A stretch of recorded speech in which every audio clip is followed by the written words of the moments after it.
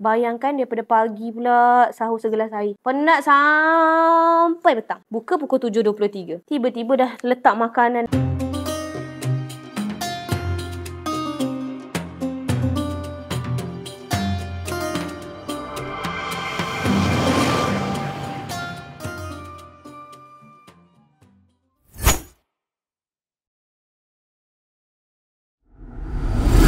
Apa hukum kalau hit tiba-tiba datang seminit sebelum berbuka? Bayangkan daripada pagi pula sahur segelas air. Penat sampai petang. Buka pukul 7.23. Tiba-tiba dah letak makanan, dah beli dah dekat bazar. Beli pelita, tepung pelita lah. Beli nasi ayam lah. Craving nak makan. Tiba-tiba pukul 7.22. Tadi azan pukul berapa?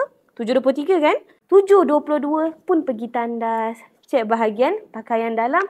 Keluarlah darah haid. Alamak, macam mana ni? Okay, jawapannya, jika darah tu keluar sebelum azan maghrib, maka batallah puasa kita. Tapi kadang-kadang, orang moden-moden sekarang ni dia bijak. Dia dah tahu keluar, dia tak nak tengok. Tapi dia tahu darah tu keluar. Dia ingat orang keliling tak tahu. So, taklah darah keluar tadi lepas buka tadi. Tapi sebenarnya dah keluar sebelum buka.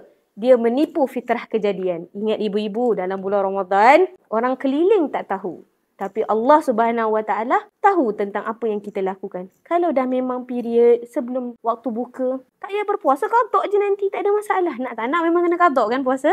Kan tetapi jangan berhilah pada bulan Ramadan. Sesungguhnya Allah sangat tak suka hamba-Nya yang menipu. Nak tak nak, korbanlah. Tapi apa pula status dia berpuasa daripada pagi hingga petang tu? Dah menahan lapar dan dahaga daripada pagi. Tiba-tiba pula seminit sebelum azan, datang hid. Adakah puasa dia sia-sia? Tidak. Ibadahnya masih diterima. Akan tetapi kena qada sahaja. Allah tak zalim. Kita yang selalu zalim dengan diri kita. So, berhati-hati ya.